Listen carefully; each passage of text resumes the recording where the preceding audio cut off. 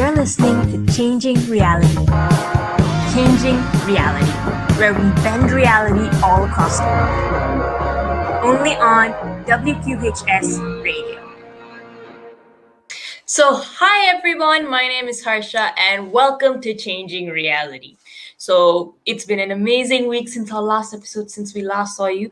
And with that, we are back once again on air with another phenomenal episode, with another phenomenal story to share with all of you. So, as I said, my name is Harsha, aka DJ Harsh, and thank you once again for tuning in for today's show. Changing Reality is a show that features phenomenal people from all walks of life who are changing their own reality. And we'll be hanging out and interviewing social change makers, entrepreneurs, business owners, to even artists, musicians, and inspiring individuals from all across the world. And a few from the Penn campus here too. So we are going to be hearing these inspiring stories on how everyday people like you and me have begun changing the reality that they live in, while also listening to their stories of how they actually did that in their own capacities. And I wanted to do this show simply because I feel like there are a lot of people out there who do phenomenal things and make waves in the lives of others around them. And I'm super passionate about uncovering those stories and learning how people are changing the world with the resources that they have, and how many of them, like our speaker today, have actually achieved global heights and created global impact through the things that she's done. And personally, I founded and run a youth movement called Ascendance here in Malaysia, where I'm from, which collaborates here with the Malaysian Ministry of Education to provide an alternative learning platform for any student who wants to change their own reality. We work with students from elementary to high school through various projects, sessions, experiential learning activities to help them discover their passion, learn about themselves, and at the same time go out there and get the experiences that they need to come back and create their own careers. Create their own careers, not just for themselves, but careers that create meaningful impact for those around them too. To date, we've worked with about 6,000 students in 270 different communities and have incubated countless number of student projects and social enterprises run by students aged 8 to 21 years old. So if you have any questions about that, do drop it in the show chat below. I've been very fortunate through the work of Ascendance to actually be awarded the Diana Award for Young Changemakers in recognition of the social action and humanitarian work we did. And through this award and through my time here at Penn, I've had the lovely opportunity to actually connect with other phenomenal individuals all across the world who are changing the world around them too.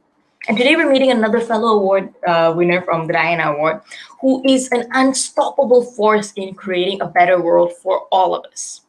We're talking to Shomy Chowdhury, who is the founder of Awareness 360, an award-winning global youth-led nonprofit that is also ironically headquartered here in Kuala Lumpur, Malaysia.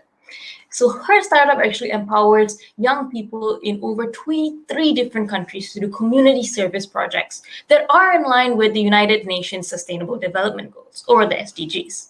They've worked with over 1,500 volunteers all across the globe and have impacted 150,000 people through their projects. And at the same time, other than the Diana Award, they've been recognized on many, many international platforms, from Global Citizen to Global Changemakers to the UNDP, UN Women, Samsung Global, to even the Commonwealth Youth Program, and so many others as well. Our lovely speaker today herself has received so much recognition, or hard-earned recognition, I'd say, for her social work. Having grown up and based in Bangladesh, she today has received awards from some of the top global leaders, most notably the President's Volunteer Service Award from President Barack Obama here in the US itself for her outstanding contributions to the communities, not just in Bangladesh, but as I said, all across the globe.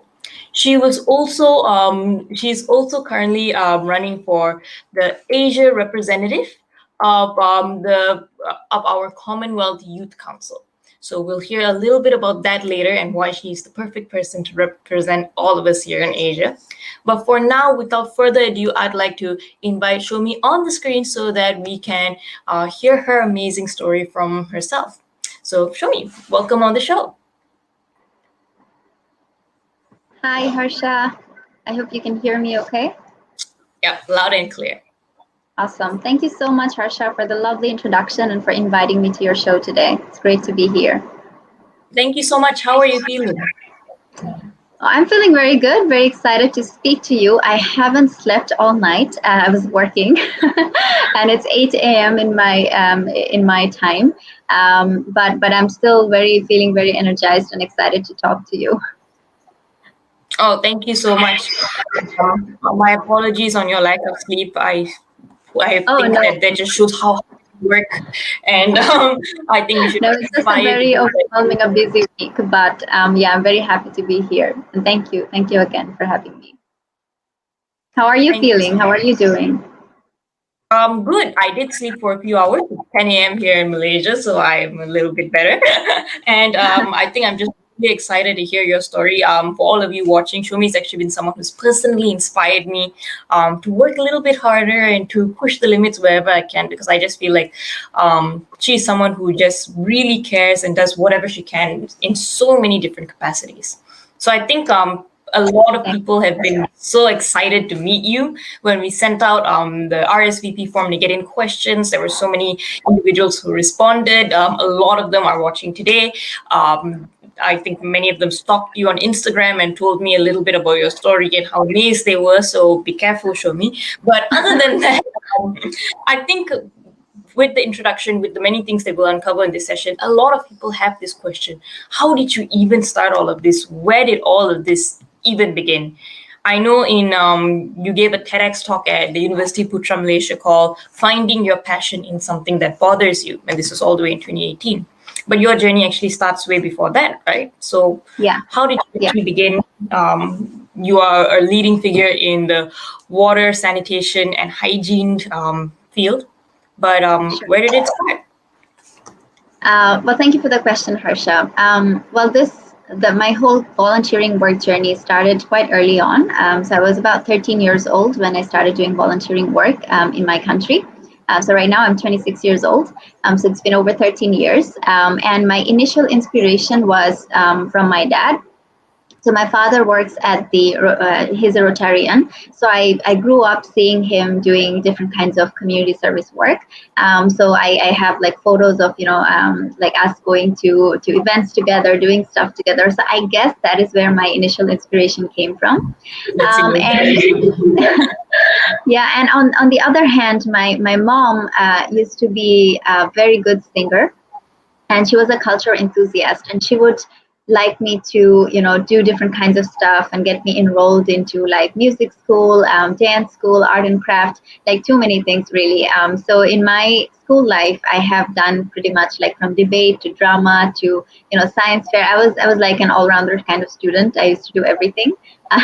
But all of these experiences helped me to get this scholarship by the US State Department. It's called the YES program, Kennedy Lugar Youth Exchange and Study Program, which helped me to go to the US.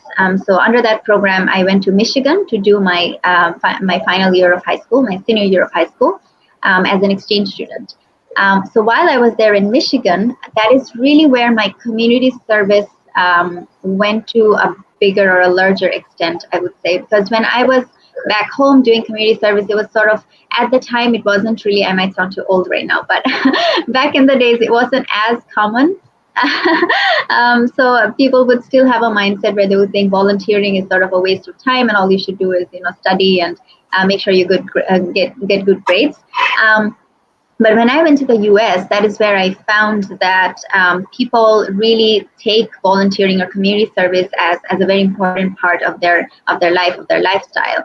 And we were, in fact, tasked to do at least 40 hours of community service. So that was one of the program requirements. And I was placed under this organization called Program of Academic Exchange. So it was a PACS requirement that I would have to do 40 hours of community service. And the objective behind this requirement was, to thank the host community for hosting us, right? And as I was doing different kinds of community service activities, I really found the joy in it. Like, it's such a fulfilling feeling, right? And as I was spending time with different kinds of communities, doing all these different kinds of volunteering work, I loved it so much that whenever I would get an opportunity, I would sign up for it. And then at one point, by the end of the year, I ended up doing 460 hours of community service, which became a record. So that got me recognized by President Barack Obama with the President's Volunteer Service Gold Award and an appreciation letter from the White House. Now, that was a very important moment for me because I felt like, yes, I came to the States, I did all this volunteering work, and as a gesture to thank my host community, my host family for hosting me, which was great. I even got the award from the president, which is also nice. But what about my own country, where I was, that has been hosting me ever since I was born, right? So I was born and brought up in Bangladesh. That is where I truly belong. And so I never consciously thought of, doing something for my country, right? Yes, I have done activities, but it was more like co-curricular activities, but I never thought it in this way. So that is really what motivated me to, get more involved. So when I came back to my home country, Bangladesh, I got myself involved with different kinds of organizations, both national and international. And for example, I got elected as the executive committee member of Yes Alumni Bangladesh Association. I got enrolled in a business school here. I was in part of different clubs. So I was doing as much, as much as I could. My friends used to tease me that I hardly have time to hang out with them because every weekday or every weekend after class, I would have something to do. But the thing is, at the time, I just loved volunteering. So I was doing a bunch of stuff, right? I didn't have any particular focus. So I worked on projects related to, youth empowerment or women empowerment, youth leadership, different kinds of things, a little bit of health as well. But I guess at the time, I still did not find my passion or my true calling, the legacy that you want to leave behind. I haven't thought of it that way at the time. It's just that I love volunteering. I would just sign up for stuff and spend time with these communities. Until 2014, on 14th of April, the most tragic event of my life happened. Unfortunately, my mom died from diarrhea, and she was sick for just one day.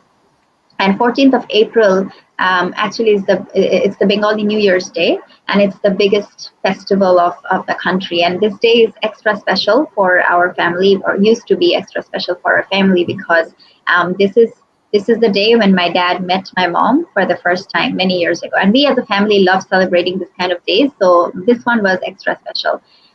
Anyway, so my mom actually went to work even the day before. She used to work at a bank, and everything was fine. And then the next day, she's dead, just like that. So it was absolutely shocking.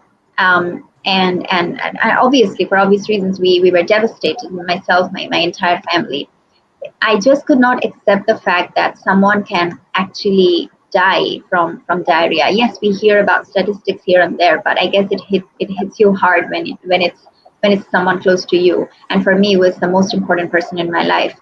And when you lose somebody you love, or someone who is important to you, it is difficult. It is already difficult. But when you know that you lost somebody from a preventable disease, like this could have not happened, that is just unacceptable. And that regret is going to haunt me all my life.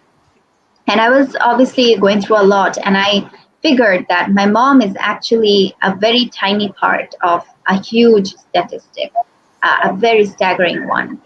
In Bangladesh, in fact, 45,000 people die from diarrhea every year. And this is not just something that is related, that is within the boundary of my country, but it is a global issue. And diarrhea, cholera, these kind of preventable diseases, these are all like symptoms, right? These are not really the cause of things. So as I sort of did a bit more research, I found out how important water, sanitation, and hygiene, or WASH, the acronym WASH, is in saving lives. And diarrhea, in fact, is the second leading cause of death for children under age of 5 globally. And I was even more shocked to find that 4.5 billion people, which is more than half the world's population, 60% of the world's population, don't have access to safely managed sanitation. And sanitation, hygiene, access to clean water, all of these are intricately linked to all these different diseases that people are dying from.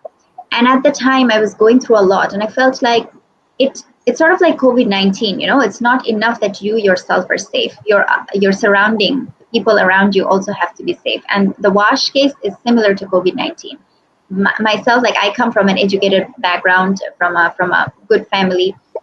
We have access to toilets. We had access to clean drinking water. My mom knew how to wash hands, yet she contracted diarrhea. How? Because probably somehow maybe a street food vendor, somehow she got contracted, maybe on her way back home from work the day before.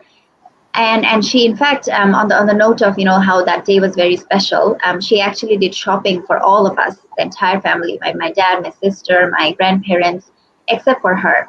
And I don't know, it's probably a coincidence, but and then she told me and my sister that, Shomy, if you don't, tomorrow early morning, if you guys don't wake up early, because we usually tend to sleep in when it's a holiday, and she was like, if you guys don't wake up early to attend, as I told you, like she used to be a very culture enthusiastic kind of person. She was, and usually on New Year's Day there's like a cultural events that starts like really early on, like right after sunrise or something. And then she was like, if you guys don't wake up early, I'm just gonna go on my own. And she really did. She left forever, and I just could not accept this. And I felt like, if I, coming from an educated background, if this is what happens to my family, and I was so ignorant about all of this, what about those vulnerable, marginalized communities who don't have access to, sanitation or awareness of just basic education? What about those communities, right? So that is really what motivated me to become a WASH activist. And as a matter of fact, my first WASH talk, the one that I did, was 4 days after my mom's death, at a sewerage workers community. And the sewerage workers community are considered as very isolated part of the society, and they're often considered as untouchable or unclean because of the work they do. And I felt this is such a disgrace that we don't acknowledge the significance of their work. And I felt like they are the ones who need to know about these things first. So as I was doing that WASH talk, right, talking about hand washing and sharing my story, at that time, it was only 4 days after this incident, the pain was very new. It was very raw. And it was very difficult for me to actually go up on stage and hold the mic and tell people to take WASH seriously. But at the same time, it was also a moment of realization for me. And I felt the incredible power of storytelling.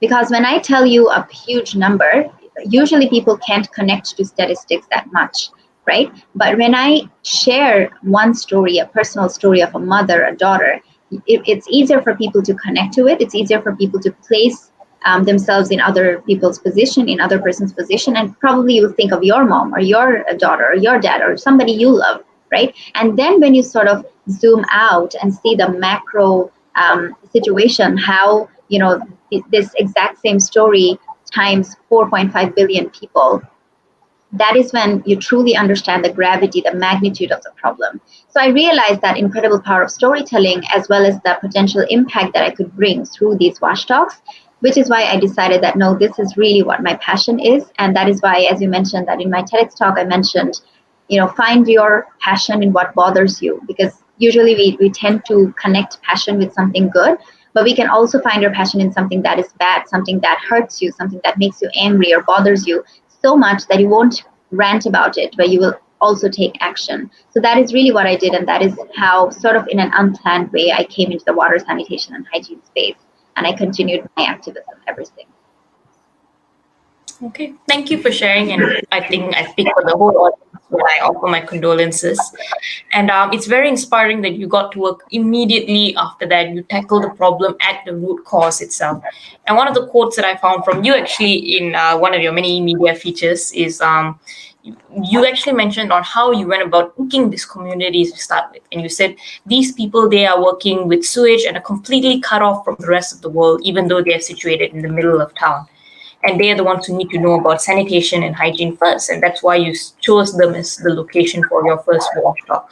How did you actually get in touch with this community? How did you pull together the resources to immediately start tackling down the problem, in a sense? I mean, within a week, it's not something that I think most people do. But how did you manage to start working on it so fast? And where did you go to first? What was the first thing you did, in a sense? So actually, so as you read in the news feature, that this this community was situated in the middle of the town, and my first school, the school that I went to, was actually in that town. I was near, like I would have to sort of cross that bridge and then go to my school every day. And I would always notice, and I know that this is sort of a community that I've never been inside, but I know that there is something, right? And I would always question, like in my when I was a kid, I would always question, like, what is this? Like, it's literally in the center of the town, but we usually sort of ignore this part, right? And then, as I told you, like, my initial inspiration was from my dad, and my dad actually gave me those values of, empathy, treating people with respect, regardless of their background, their socioeconomic status, or whatever their background is, or how they look, how they sound, their ethnicity. So these are some of the learnings that I received from my parents very early on. And my dad works at the fisheries department, and he used to manage this farm where one of these storage workers used to work for my dad's farm. And he actually invited, even many years back, he invited us to his daughter's birthday party. And in general, probably someone of my dad's stature or rank would probably not visit, that community in general. But my dad said that no, just because he is a storage worker doesn't mean that we will have to, decline his invitation, and he would be really happy.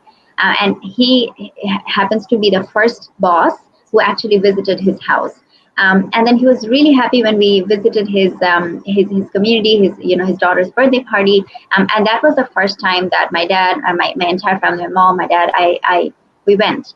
That was the first time I could see what like the inside looked like. And I had that sort of in my mind, even beyond that, like many years after. So I knew about the situation, how it's like, how they're not very aware about sanitation, hygiene, etc. And on the other hand, I was very lucky to receive the support of Yes Alumni Bangladesh Association. And so, as I told you, like right after I came back from the US, I got elected as one of their executive committee members, and I was very actively involved with them. And that also happened to be the Global Youth Service Day during that time in April. And the IRNB, the International Education Resource Network Bangladesh, and Yes Alumni Bangladesh, they supported me with grants. So I had that, and also I had some wonderful volunteers, some friends, some colleagues who supported me throughout. And in terms of making the connection, going to the community, that was easier because of that previous connection that my dad had, in terms of going or reaching out, and so they knew about it. So that is why it was easier for me to do the project, even though I was going through a lot emotionally at the time. But yes, I'm very thankful to all of these organizations and to all the people who helped me during that time. I mean, it meant a lot, and it still means a lot to me. I think that hear that, and I think that the part of it that really inspires is that you didn't go and try to fix a problem far from home. You literally saw what is the new, what do I know about this? Where do I start? And you chose some place that you had a connection with. And I feel like, and I was actually there already because my mom was buried there. That's my grandparents' place. So my mom was buried there. So that's why. And I have because that's where I sort of grew up. So I have that emotional attachment to that place. So that is why I wanted to start off with that hometown as well. Yep, and I think that is a very heartwarming thing to hear, in a sense that you went back to your community and you started there first. And once again, my condolences, but I think you've taken it from there to today heights, which have impacted so many people and has saved so many lives in a way through your work. So you did this first talk, you had this, you shared your story, and many people would just leave it at that. They would say, I've done my job, I've paid it forward. But you didn't stop, you continued and you progressed from there. So what did you do next? What did you feel after the talk, and what was your next step in a sense? So that as I told you, that I was not even expecting what I would learn from that talk. And after that talk, I was reflecting on it, and I had many light bulb moments, wow, yes, people actually need this knowledge, right? And we did this this trash mob, because in 2014 something called flash mob was very popular, at least in Bangladesh. I'm not sure how it was in other countries, but like every university team would suddenly do like a dance with this certain song, and they used to call it a flash mob. And that is when we did the trash mob, where we asked the community to clean up. It was a competition that how many trash people can collect.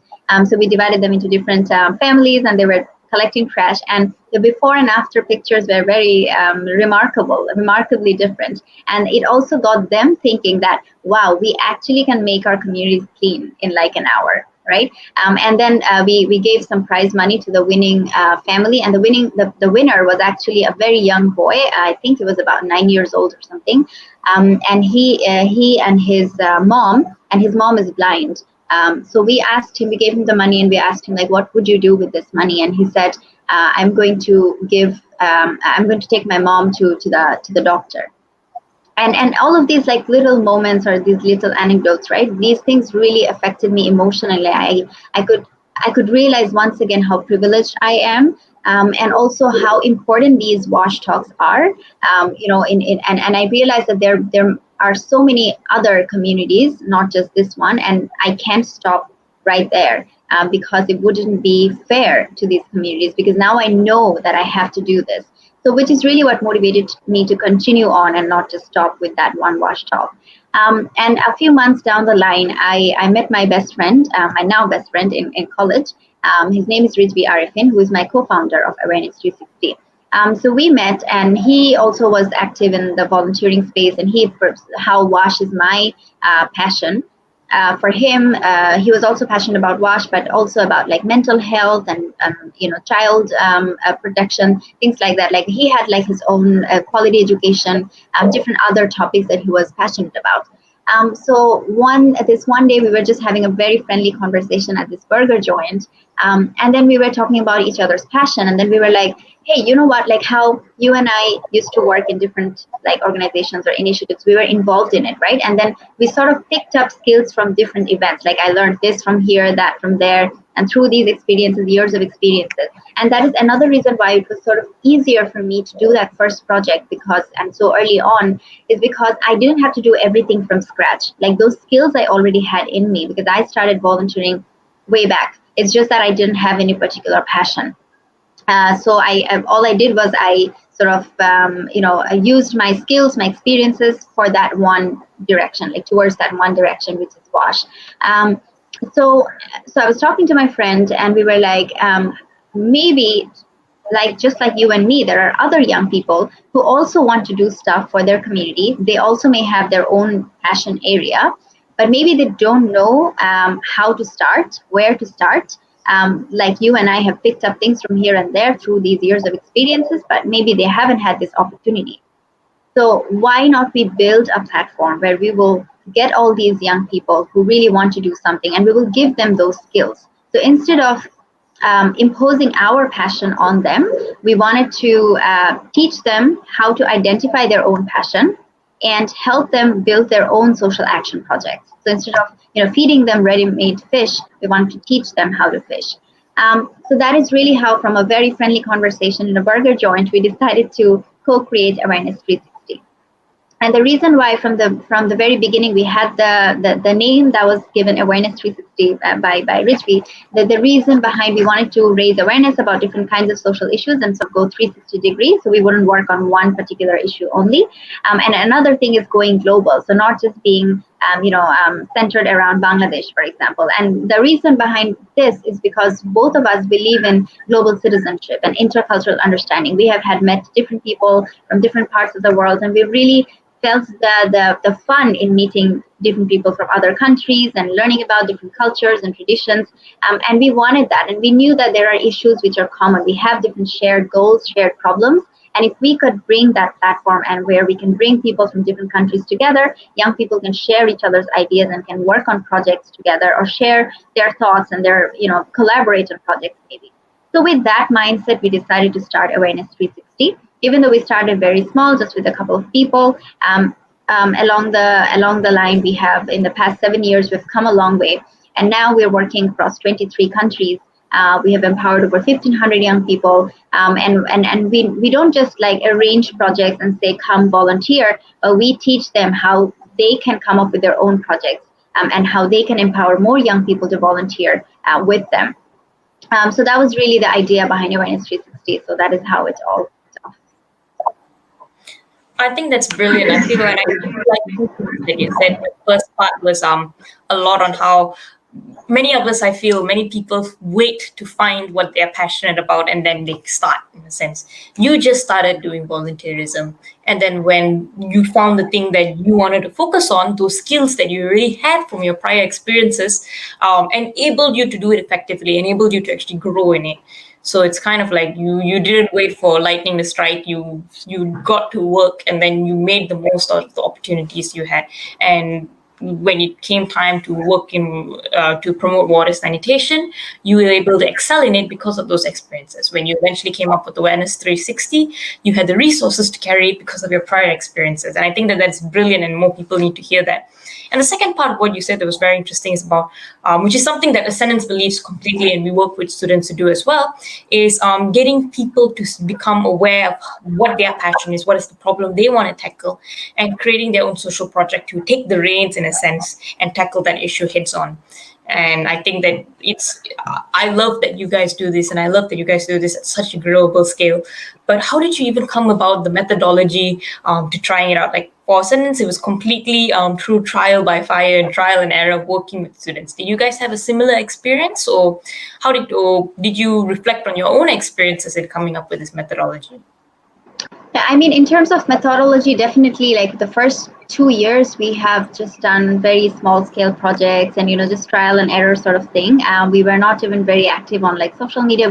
We've really learned by doing, and now we are like, if we look back and we see how we do stuff now and how we even handle projects, situations now versus how we used to do it back then, it's completely different. So obviously we have learned a lot along the process. And even though, yes, we did have prior experience, we leveraged on that, but still running an organization on our own, that's like a completely different experience. Like it's there is stuff that I never did before. So definitely it was also a learning experience along the process. We learned, we grew. In terms of methodology, we wanted to really, at first we wanted to find the right people. It's so important that you have a good team. Otherwise it's really difficult to pass on that message to a broader scale. So what we did is we recruited some people who we call the country ambassadors. So these are the people who are comparatively more competent with some leadership experience, so that they can we don't have to do everything from scratch with them.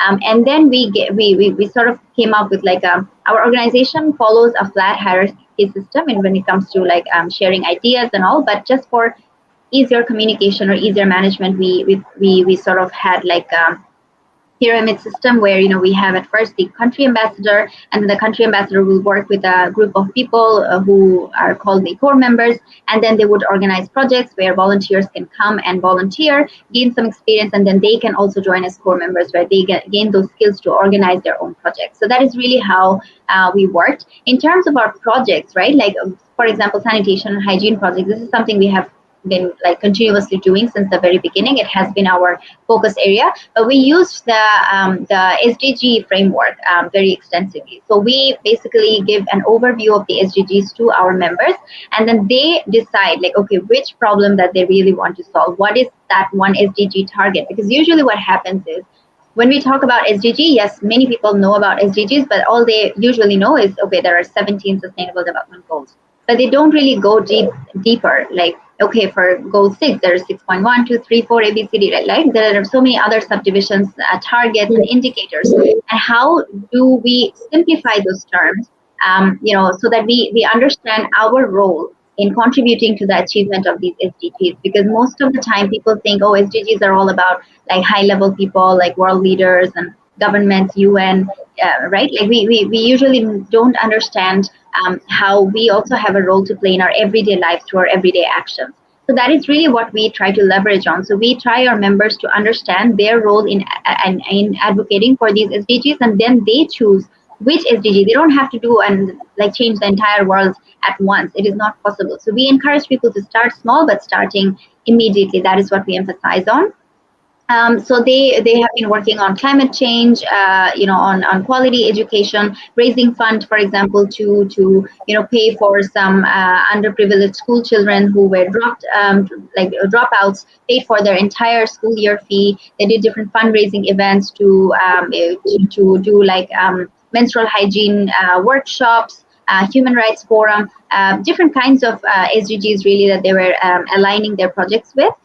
In terms of sanitation and hygiene, we have a sort of, yes, we started with the storage workers, but now we're working with like the sex workers community, the refugees. Bangladesh has the world's largest refugee camp at the moment. So we started working with the refugees, with the water gypsies, like the under-resourced school children, people with disabilities, people living in slums, in pavements, homeless people. Like we really try to identify those communities who are usually left behind, or most often like the people hardly even think about them. But that is what we do. Like we would go to them, we interview them, we do focus group discussions, pre-project surveys to really understand their level of awareness when it comes to sanitation and hygiene, and then accordingly we design our projects. So our delivery method will also be different. When we are, for example, doing a wash talk at a sex workers community, we usually speak in local dialect so that they feel more connected to us instead of using like the formal Bengali language, for example. We would play like hardcore Bangladeshi music, maybe a genre that is not of my personal taste, but something that they are usually used to. So we would let them dance and really breaking the ice, so that they feel more comfortable to talk to us or to listen to us. On the other hand, in contrast, when we are going to a school, we would probably use like some animated videos, to really inspire them, and through games and quizzes, we would try to deliver the same message, but the delivery method is different. And of course, like once the project is over, like following up with them at least via phone, and making sure that they're not just learning things, but also applying those learnings. Like there's a behavioral change.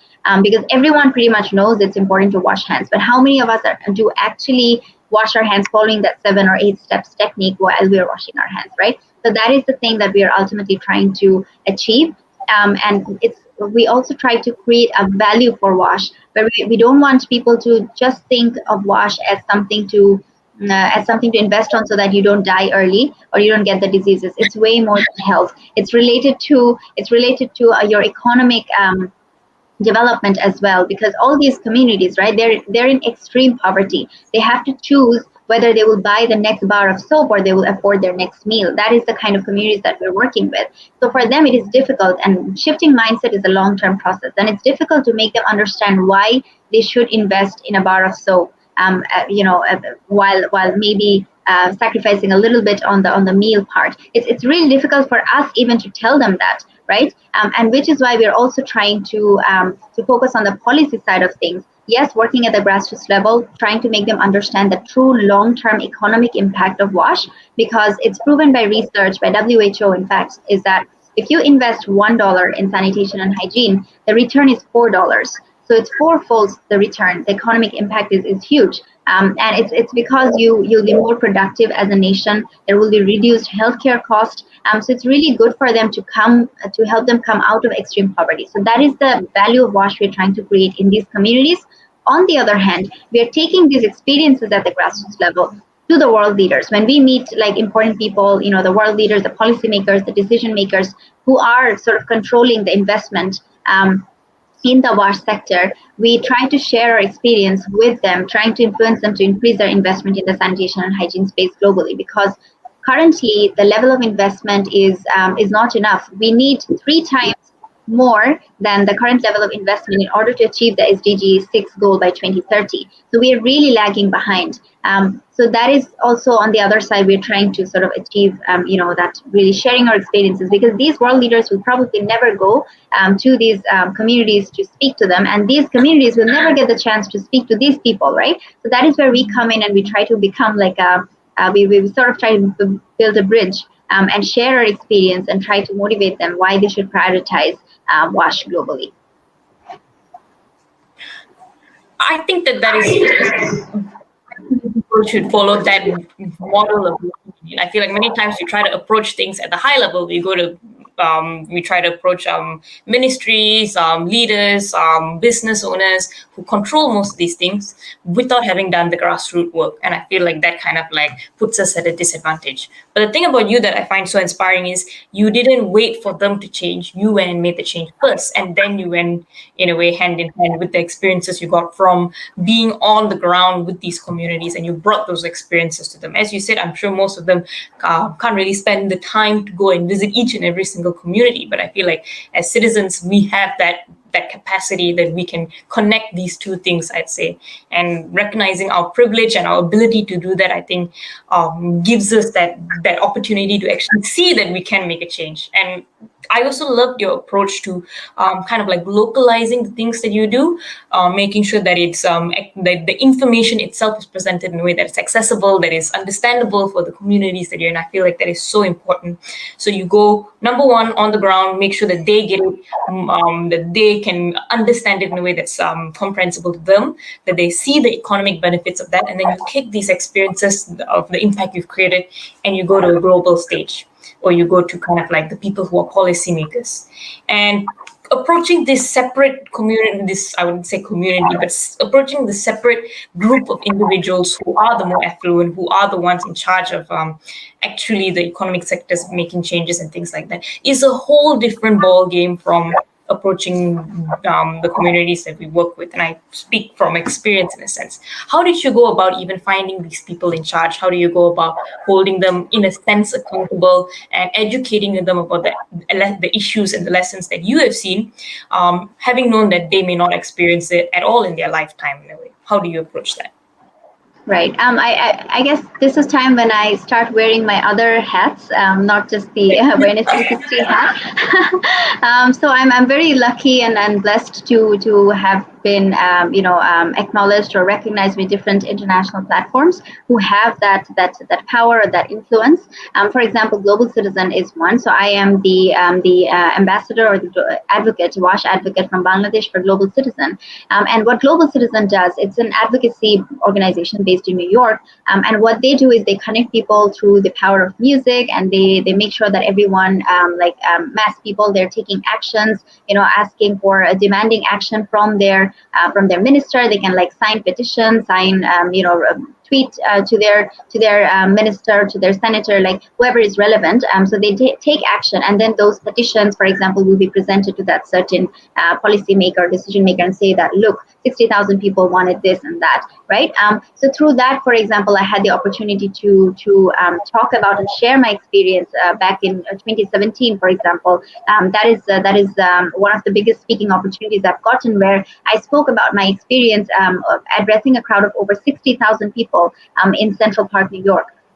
And that was attended by tons of prime ministers and presidents and ministers and really high level influential people. And when I attended different kinds of policy meetings or policy forums, high level meetings, I get to meet these people. That is when I use those opportunity to share my experience at the grassroots, so that they feel they understand where I'm coming from.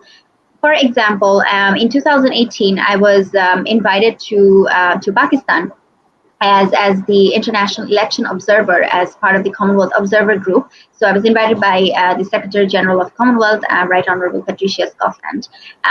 So while I was in Pakistan, my duty was to do the election, observing the election, whether everything is going on perfectly or not.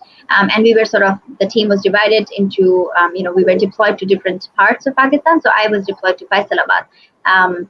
And that is where we observed the election on the election day, and then we came back to Islamabad for a debrief. And while I was there, a fun fact about me is I collect photos of toilets wherever I go. So I have a collection of toilet pictures, and I use those for my advocacy work to show people how something as basic as toilet, how privileged we are, and how different it can be based on where you're from. So just by habit, for the sake of my hobby, I was also checking out the toilets of the different villages that I've visited, the different schools which were used as polling stations during my visit. And I took photos, and some of those were like extremely horrible. And I knew that this is my chance where I felt that it is. And I spoke to the voting the polling station, whoever was in charge, right? And I was talking to them. I saw voters waiting in scorching heat for like 2-3 hours. And like old people. The lady who was in charge of the polling station was a pregnant lady. She could not go to the toilet the entire day. And even though my direct role was not to go and check whether people have access to toilets or not, but because I'm a WASH activist, it just came on naturally, right? And so when I spoke to her, I felt really bad, and I felt that no, I have a responsibility to talk about this. And I felt that no matter like wherever the election is, election commissions should ensure that for voters and polling station officers, like whoever is related to the entire electoral process, they should provide access to clean water and toilet to the basic minimum to all these people. So when we came back to Islamabad for a debrief, and we were working on our report that was to be shared with publicly, as well as with the Pakistan Election Commission, I was championing for that recommendation, so that is passed for that report. It was very important, but maybe all of them, my team members, were not very much on board with the idea in the very beginning, because they thought that it is not directly related to election, right? Which is normal for them to think about it. But then when I showed those photos and when I really made my point, they understood that. And for the first time in that report, this recommendation was passed, which is provision of water, clean water, and toilet. And it was recommended to the Pakistan Election Commission. Now this was a moment, was an opportunity that was not even directly placed to me, but I made the right use of it somehow, right? And that is like a monumental achievement for me, I personally. On the other hand, when I was in Fiji attending the Commonwealth Conference of Education Ministers, there are like incredible people, like super high level, and there was this session called I think it was titled something like "Who Are We Leaving Behind?" And I knew that this is my chance. I need to take the mic and share who we really are leaving behind, because these are the people I'm working with. I have been there, I have seen that myself. So the first thing, I took the mic and I said that the people who we are leaving behind will probably never come to a fancy Sheraton hotel like this. I sort of use sarcasm, but then I try to make my point that the people that we're leaving behind, and then I raised the point about modern slavery and how they're being victims of human trafficking, and so many other issues also came up. So these are some opportunities. Maybe not all the time people will say that, oh, come and talk to this minister and talk about your experience, but sometimes you just have to see that opportunity and take that, have that courage to really go and speak up. So that is, I guess, what I have been trying to do, at least. Part of your story that I think we all need to pay special attention to is the fact that you don't just wait for a direct opportunity. You make every opportunity matter in a sense. So whether it's directly or indirectly related to your work, because of the way, I guess, you're wired in a sense, you make the most out of it. And that is why you're so effective. That is why you're actually making policy changes, not just for Bangladesh, not just for your advocacy work here in Malaysia, but in all around the world. And I guess my question for you, based on your model of how you operate, based on your highly localized and yet your global impact, I would have to ask, how do you find people like you? Like, I mean, Awareness 360, you mentioned that you've got all these community leaders all across the world, 23 different countries. Where did they come from? Did you clone yourself and dress yourself differently and send you to 23 different countries? Or like, so I'm so proud. No, in the past several years, I am so proud to see that young people, we have, like, to look at yourself, for example, right? Young people are doing extremely inspiring stuff all around the world. So it's really about giving them the opportunity and inviting them to join the movement that you're leading or you're creating. So for me, it was really that simple. Like, all we did was people resonated with our story, with our values, with our projects. They have seen the kind of work that we are doing. and I guess that is really what motivated them to join our organization. For example, like just the other day, we closed the recruitment for our summer internship program, and our target was having like 100 applications to the most, because we would only take like 25 to 30 interns at max, and then the applications we got was 645. And now we said we will get back to the shortlisted people in a week, and we just don't have the time to go through all the applications in a week because it's so many. But I guess we're very thankful to all the young people who really follow us, and who really try to join our movement. Like all the time, we keep getting messages that they want to join us, but unfortunately, we can't have everyone. Even it's out of our capacity. So we have like a certain, like for example, our annual recruitment for members is in October, and then now we're doing internship recruitment in every summer. But we're just so happy to see that there's so much inspiration, so much drive, and motivation among young people. So we wish we could have even more, but we're really trying to make the most out of the passion and drive of these young people. Okay, that's very nice. It was very nice to know that more people like you just waiting to start advocacy, just waiting to tackle global problems wherever they can, wherever they are in this world. And I think that brings us to my final question for you today, which is actually, or maybe one of my final questions, which is actually recently you've been doing something, again, amazing, again, groundbreaking. You're contesting for the Asia rep position of the Commonwealth Youth Council.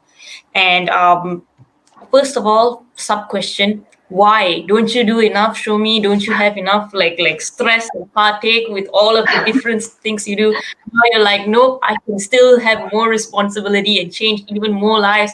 I'm in awe, but and I'm especially in your time management skills. But why did you decide to run for this position? Thank you for the question, Harsha. So just for context for our audience, Commonwealth Youth Council is, or in short CYC, is the official voice for students in the Commonwealth across all 54 countries. There are over 1.4 billion young people in the Commonwealth countries, and CYC is really is the official voice for these students. Now, the reason why I chose, or I wanted to contest for this Asia representative position for CYC this coming elections is because I have been involved in the Commonwealth youth space for quite a while now. I'm actually the current Asia representative of the Commonwealth Students Association. So under the Commonwealth Youth Program, there are different thematic networks. So for the Students Association, I have been serving as the Asia representative, and also I'm a Royal Commonwealth Society Associate Fellow. I've been serving in the Commonwealth Youth Forum that is happening in June in Rwanda as their international task force member. I was leading the policy team and also helping in the programs team. Now, with all these different experiences, I have identified some gaps and some challenges that exist within the space, right? And I felt that given all my prior experiences and the network, the resources that I am blessed to have, and I think that I could, with all these experiences and resources, I could mitigate some of those gaps and challenges, which is really why I wanted to contest for this position. And also, I've seen a bit of lack of, or not a lack, I would say there's a potential, there's an opportunity of greater collaboration among young people, and which is really why I thought that if I'm there, yes, of course, time management is definitely something to be concerned about. But the thing is, I have whatever I am proposing in my manifesto, that this is what I'm going to do, and these opportunities are not only going to benefit the community, the young people in Asia, but also the other regions of the Commonwealth. So pan-Commonwealth is going to be beneficial. And the reason why I'm not as concerned about my time management, or because I have so many other engagements, is because I really believe in collaboration, and all the items that I have put in my manifesto, these are the groundwork I already have been doing, which is why it's going to be, it's realistic. Like I have set my agenda quite realistically. So I really hope that the national youth delegates of 54 countries will vote me in for this position. But I will definitely be working for the Commonwealth space regardless. But yeah, I'm really excited about this entire process.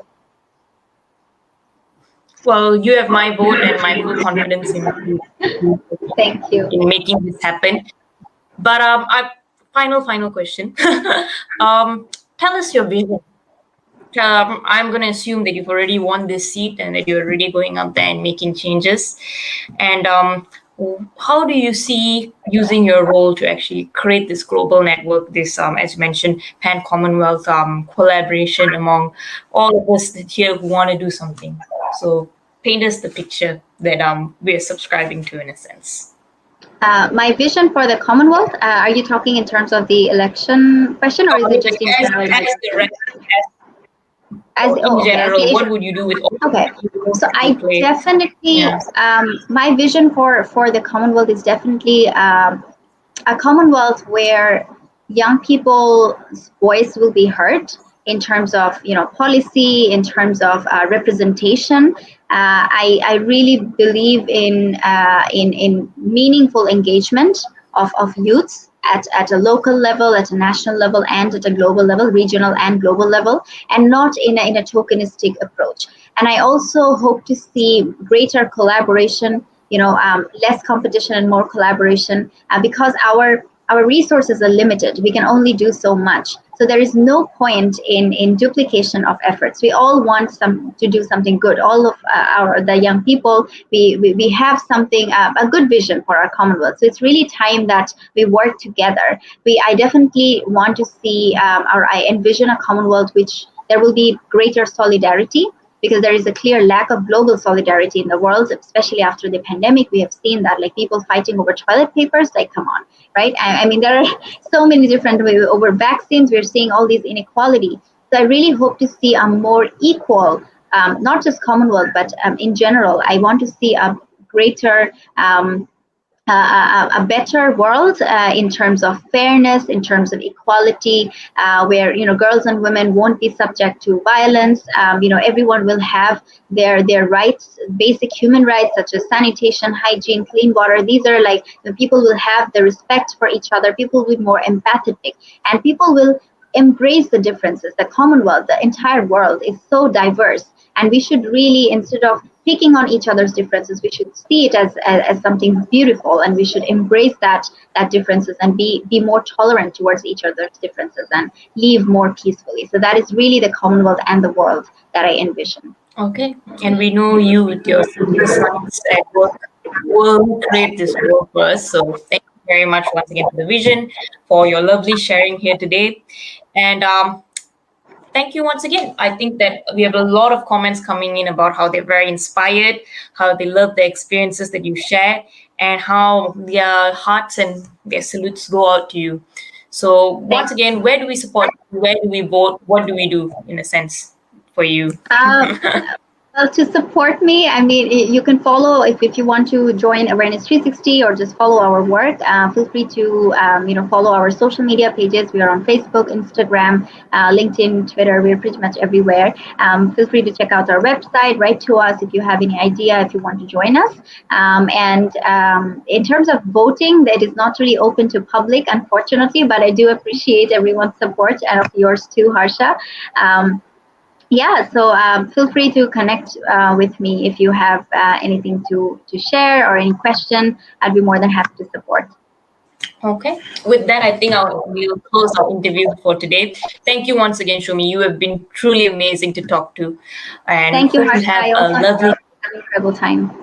Thank you. And I would like to congratulate you and thank you. I'm very proud of everything that you're doing. I'm really happy that we got connected through the Diana Award, and you're doing fantastic work. And you're a great host, by the way. So thank you so much for having me. Thank you so much. And see you around. And hopefully we'll make a better world, all of us, the audience, you and me together. This has been Changing Reality. Thank you all, and thank you, Shomy, once again. See you guys next week, once again at 10 p.m. EST and wherever it is around the world that you're tuning in from. Bye. You're listening to Changing Reality. Changing Reality, where we bend reality all across the world. Only on WQHS